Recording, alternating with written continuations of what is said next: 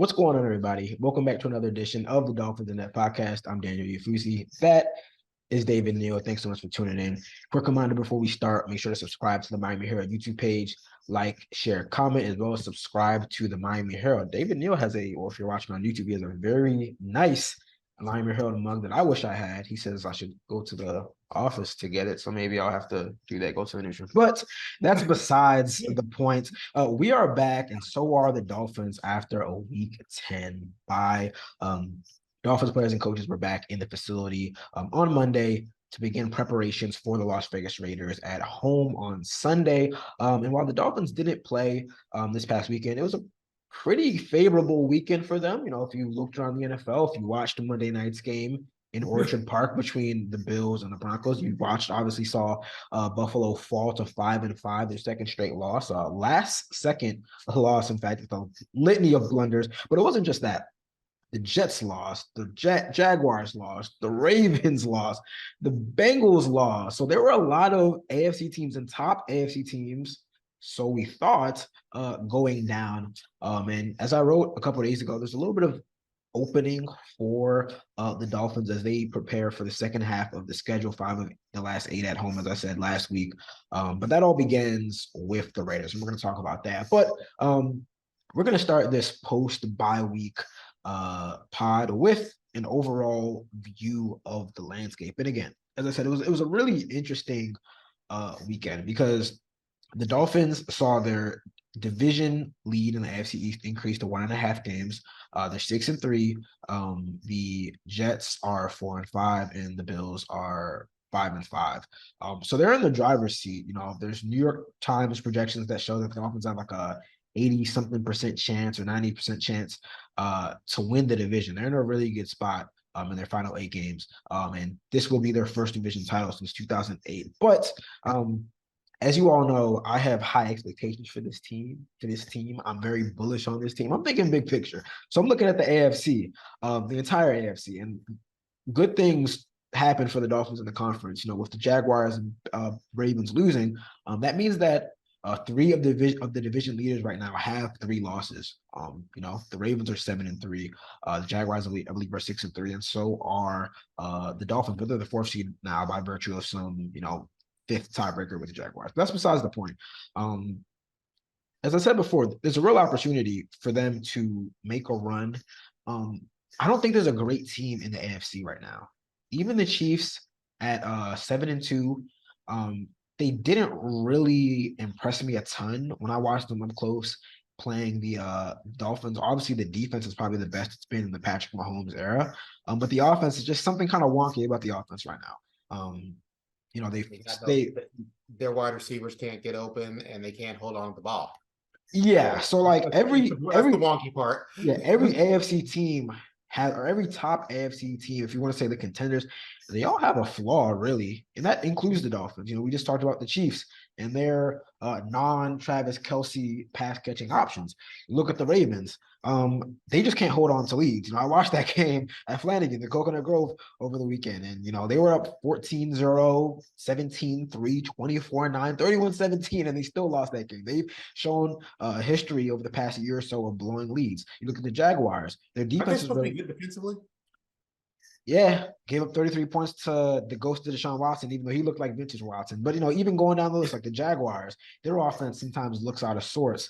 And then obviously, the Dolphins, I know a lot of Dolphins fans were, they had a great weekend because they were watching a lot of teams, a lot of division rivals lose. But the Dolphins aren't without their own warts and their own, stuff that they need to fix. I think that they are probably the best put together team for the stretch run right now because they have a very easy schedule. Like there's just no way around it. Like I think it's the 20th or so strongest schedule remaining. Right now, there's only 2 teams on their remaining slate with a winning record: the Ravens and the Cowboys. And as I said before, they have 5 of those games at Hard Rock, where they're 16-2 in the last 18. I don't know if they're going to get the number 1 seed, because it's going to be tough to leapfrog the Chiefs when you don't have that head-to-head win and you're still 1 game behind. But, if you can get to the 2nd seed, if you can beat Baltimore in Week 17, you get to host at least 2 playoff games. And then who knows what happens, in the divisional round? Maybe a team gets knocked off. And What do you think about what do you think about the landscape of the AFC right now? I mean, the landscape is wide open, I think, frankly. The Chiefs, the thing about the Chiefs is on track record, as we've said, you think they're going to get that offense together. They're probably going to get that offense together, but they may not. Yeah. And if they don't, well, then they're very vulnerable. If they do, well, Yeah, it was all fun, yeah. Right. If they do, well, the question is who's coming to Arrowhead to take the butt kicking. But if they don't, I mean, they're very vulnerable. And the Dolphins, if they can, win the games they theoretically, quote, should, unquote, and they have. And one and right, and they have, right. And knock off a Baltimore or Dallas and take advantage of a Buffalo team that's just they just seem really all over the place. They just seem lost right now.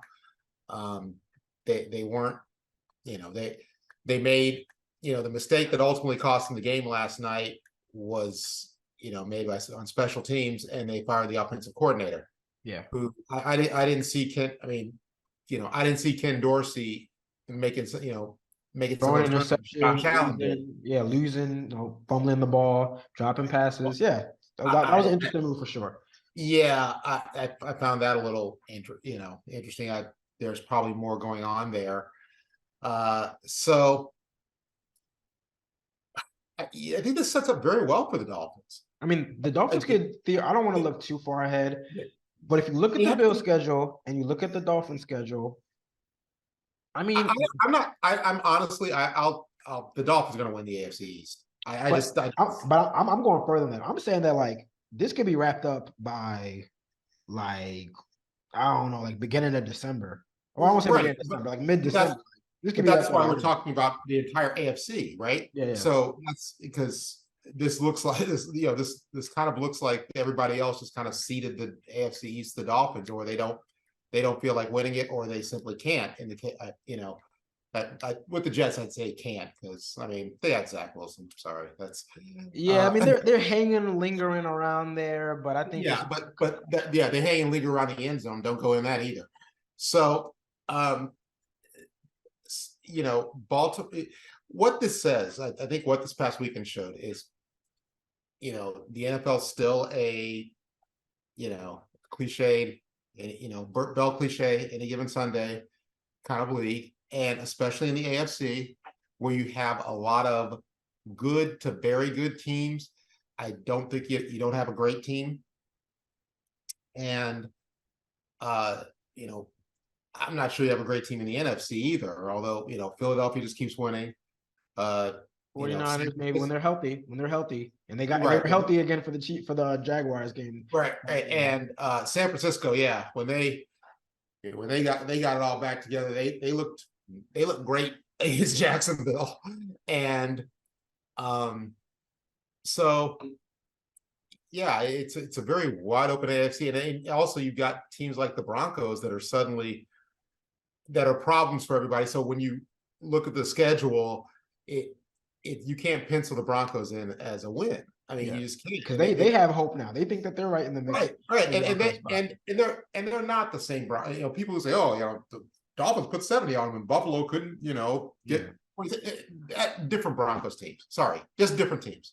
Different teams, different points of the season, different teams. I'm not saying these are the Broncos of 97 and 98. No, but these are different teams.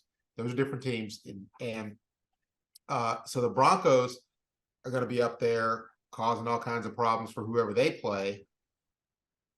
So it's very wide open in the AFC. It's very there for the Dolphins, and I think the only team that I would say is clearly better than they are is if the Chiefs get their offense together. If they don't, they're not. Clearly. The difference was the difference between them and Germany was a long fumble return for a touchdown. Yeah. So that's a potential. It's a 10-point swing, 14-point swing. however you look at it, that's That's the those game right points there. those points decided the game. And Yeah. so yeah, it's a very wide open league. The North, the AFC North, that's I mean, last week, entering last week, they had all four teams in a playoff spot, right. which is incredible. And everybody else in the AFC is very happy they're not in that division. Yeah.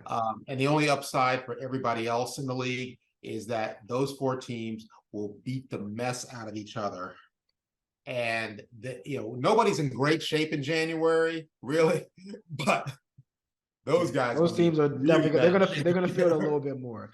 those Yeah. guys those guys might be looking for the exit in January. And that does happen in the NFL, folks. If you read, there's no book called The Dark Side of the Game by Tim Green, and he talks about how even the best teams sometimes are, by the end of the season, they lose and they're kind of bummed, but they're kind of like, okay, we're done.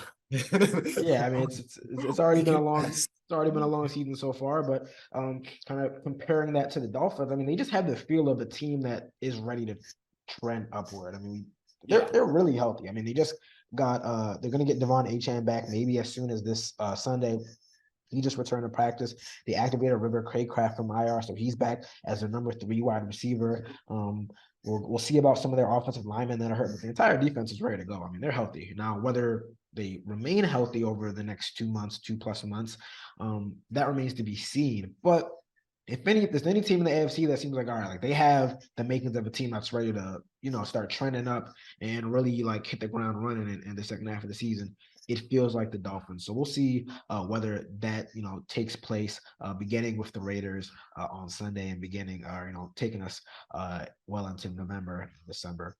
All right, we're gonna take a short break, but when we come back on the other side of things, we got to discuss some interesting comments from Mike McDaniel, some players on Monday, talking about the environment, the atmosphere that McDaniel has created in Miami. Kind of compare that to the team that they're about to face this Sunday, as well as discuss that matchup coming off the bye. So stay locked with us, and we'll be back soon.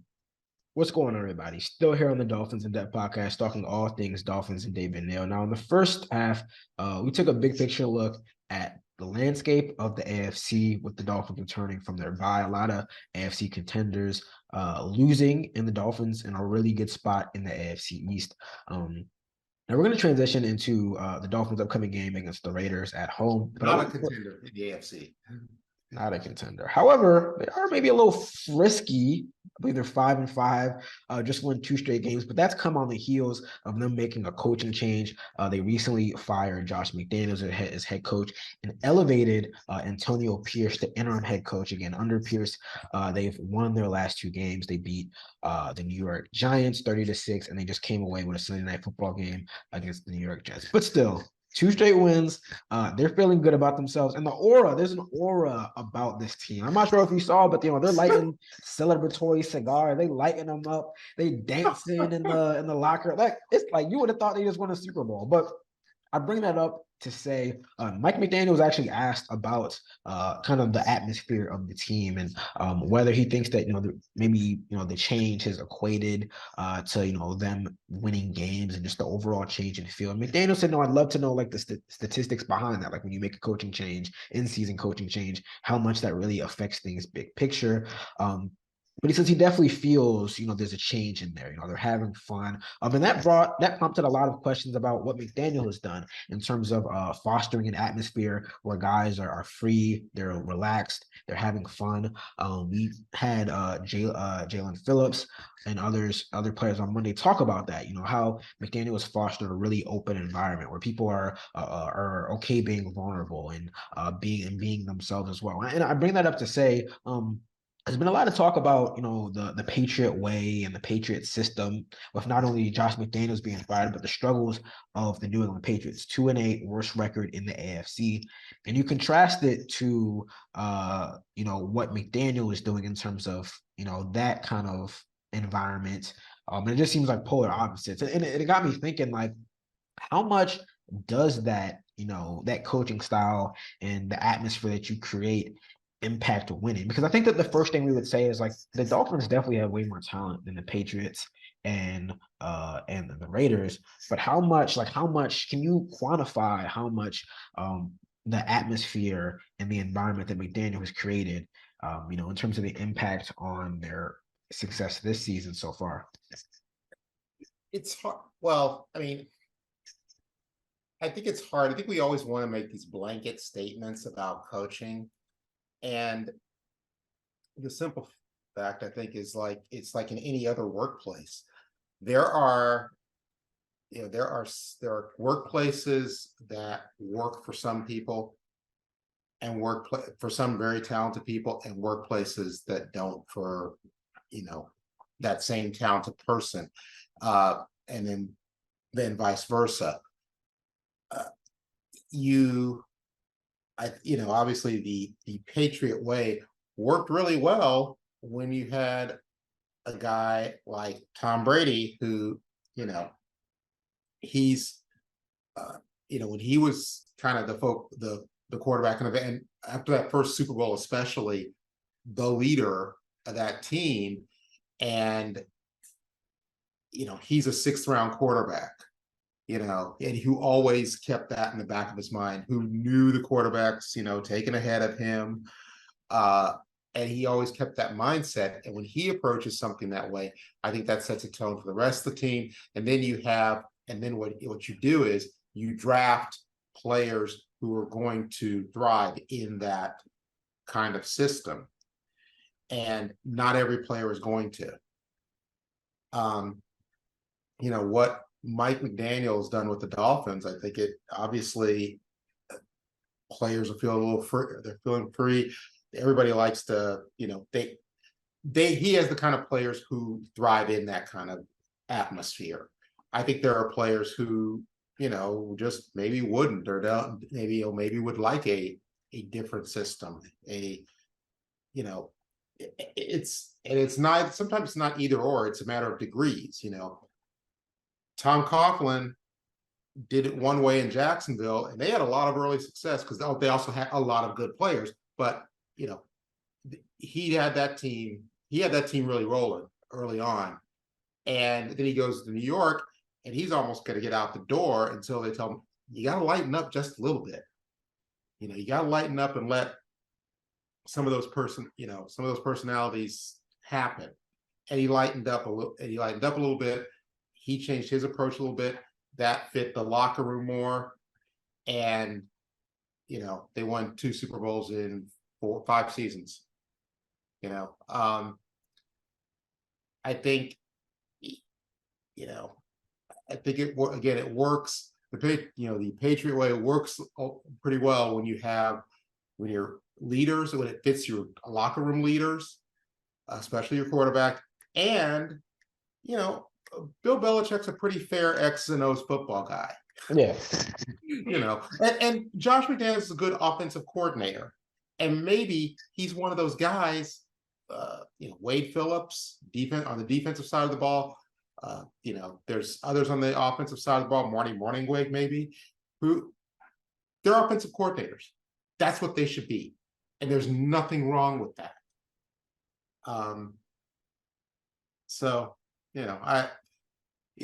There's a reason those guys from the Belichick coaching tree, it hasn't worked especially well for a lot of them.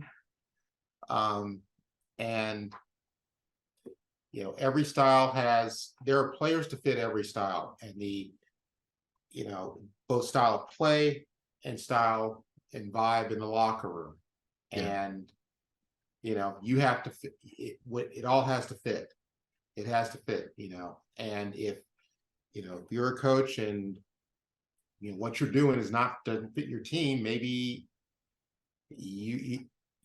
depending on the record, if you're, maybe you need to change things, or maybe you need to shift out some players. Yeah, when I think about this, the first person that I think about is Tua.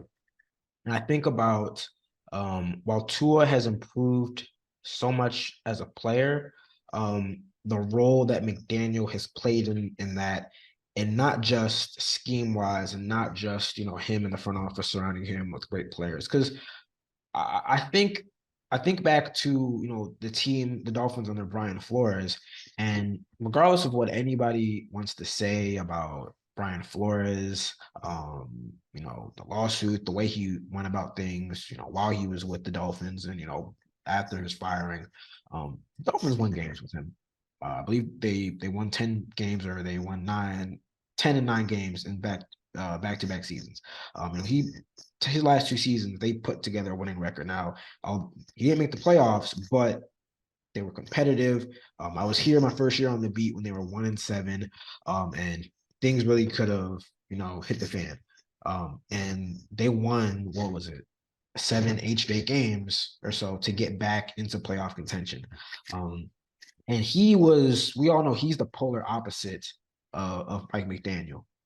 So, with that being said, they were still able to win games, but his coaching style and his personality, it wasn't a right fit for Tua and what he needed at that time in his career.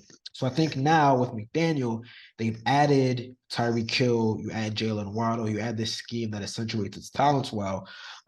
But it's been well documented that like McDaniel also had to build Tua back up his confidence. And I wonder, like, okay, if they just surrounded him with these players, with these improved players in this improved scheme, but he didn't have the confidence, would he be performing at an MVP type level right now? And I think about, again, the environment that McDaniel was fostered and what he's done just in that with that interpersonal relationship with Tua. And it's like, we can't quantify it, but it is interesting because I think that's played a very big role. Like you're seeing a confident Tua. You're seeing a Tua that believes in himself. He said himself at one point, I looked in the mirror and said, like, do I suck?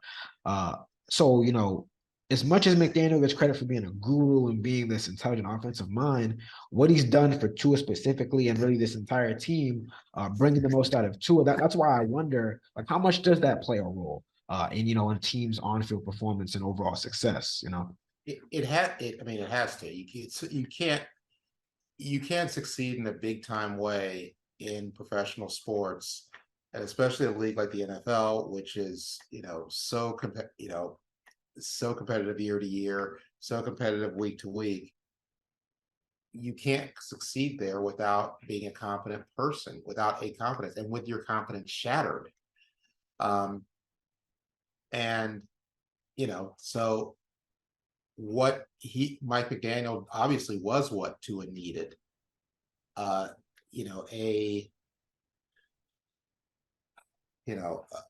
Really a comforting figure, yeah. A different kind of coach is just I don't think it doesn't work. It does, and that's not to say that like because what Brian Flores was in terms of like a coach to Tua was essentially what he's had his whole life, from his dad to high school to Nick Saban. But obviously that relationship really deteriorated. And at that time where he was as a player, as a person, he needed something different. Right. Maybe not necessarily everyone else on the team, but he being the quarterback and the leader of the team, he needed something different to be able to be his best version of himself and to lead this team the way he's leading it now, Well, I think everybody else also, it flows from your team leaders and your quarterback. If your quarterback's not a team leader, you got a big problem anyway. You got other problems to deal with. And it flows from your team leaders. Your quarterback is feeling confident and happy. That that flows into the huddle.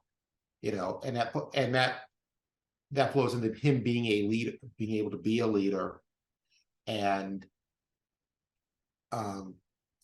then him being able to perform. And once he performs, then he has even more confidence. Everybody else has confidence in him. Everybody else feels good about it, and that creates a successful vibe.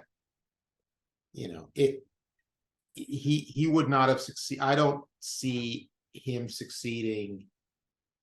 If Brian Flores were followed by a Don Shula type or a Bill Belichick type, or I don't know. Either those types are a little rarer now, but Jack Del Rio, I don't know. I don't think it works. Even with the talent that they brought in. Right.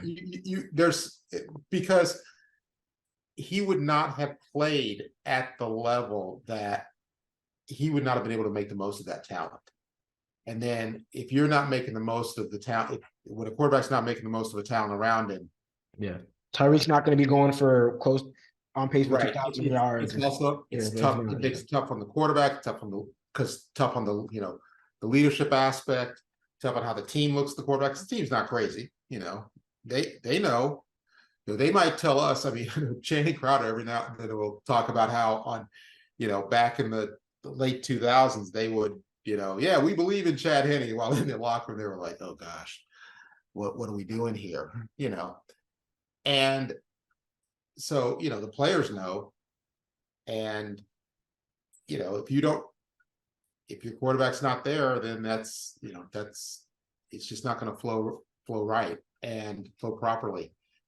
And he was what Tua needed. Yeah. And he's what this Dolphins, I think it looks like for 2 seasons, is what this Dolphins roster needs. Yeah.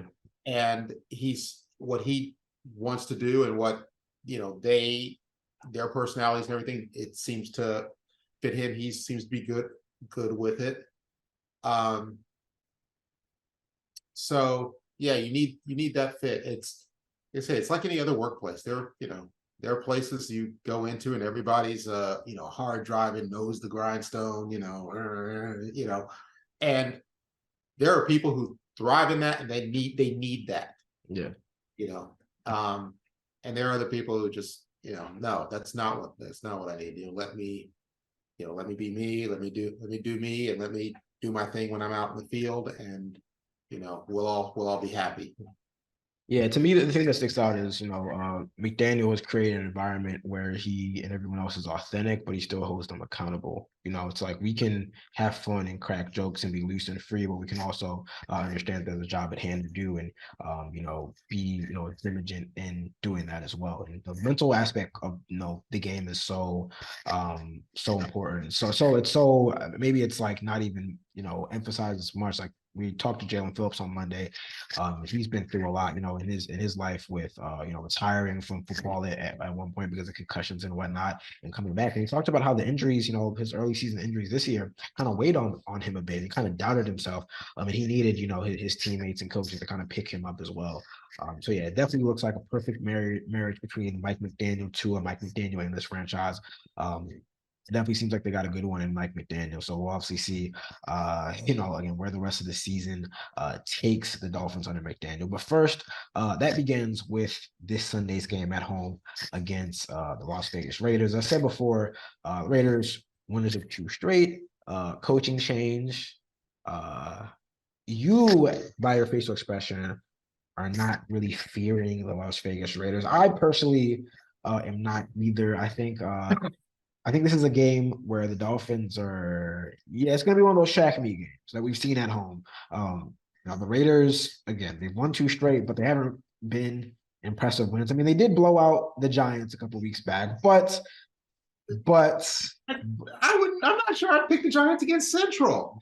They're gone. Oh man, you said the Raiders are like an NAIA team, but yeah, I mean they've got a rookie quarterback right now. I mean the defense is okay. It seems they have Max Crosby on the front lines, and he's something that they're going to have to watch out for. But they give up the top 5 most rushing yards in the NFL. I think they're 3rd in rushing yard average allowed. So this is a game where you're getting Devon Achane back. You have Raheem Mostert. This might be one of those 200-yard rushing games. On offense, I'm not expecting much. I think that this is a defensive scheme and a defense that is ready to kind of feast, especially against some inexperienced quarterbacks. I'm expecting a blowout. They've routed teams at home. They've been really good at home. Obviously, they're coming off a bye, so I think they're going to be focused and more prepared. Maybe a little bit of early rest because you have the week off. But if so, I think they pick things up quickly. The defense gets a couple turnovers. I think this is going to be a 34 to 10 type of game. I'm expecting a blowout. I mean, they're favored. They're favored by 12 right now. So yeah. There's that, which is a lot in the NFL, and I think the one guy you do have to worry about on the Raiders defensively is Crosby. He can mess up your whole program, and on offense they do have some weapons. Obviously, they got Devontae Adams, Josh Jacobs, but I'm just not. I mean, they scored. What they win the game? It was the score. 16-12. What was Yeah, it? and the Jets have a good defense. That's like what bitty basketball score. I mean, come on now. Yeah, I think it's gonna be. I think it's gonna be tough sledding for Aiden O'Connell. They swept New York. Big deal. There's like how many? They got more good quarterbacks in my neighborhood than they got in New York right now. So not terribly impressed with. I mean, the Raiders. They beat who showed up. And they let Zach Wilson be Zach Wilson, and the Jets be the Jets, and they got away with that.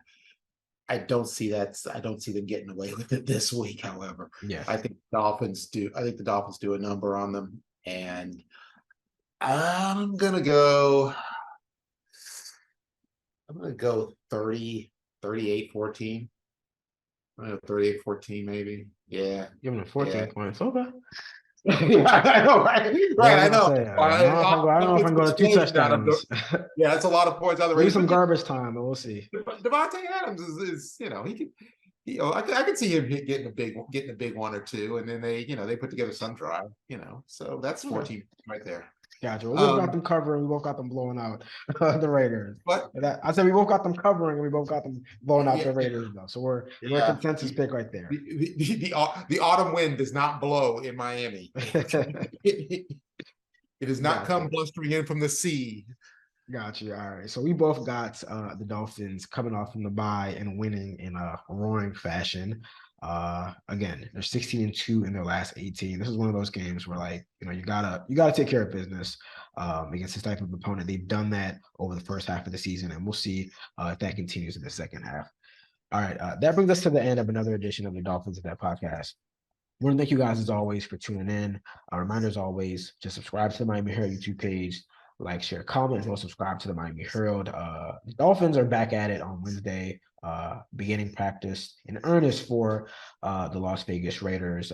We will be there. I will be there, for Mike McDaniel, for Tua, for practice, for all the other players who are talking. So definitely stay tuned, stay locked to the Miami Herald website for all your latest Dolphins updates and more. We'll be back next week to recap another weekend of Dolphins football. But until then, you guys take care. See ya.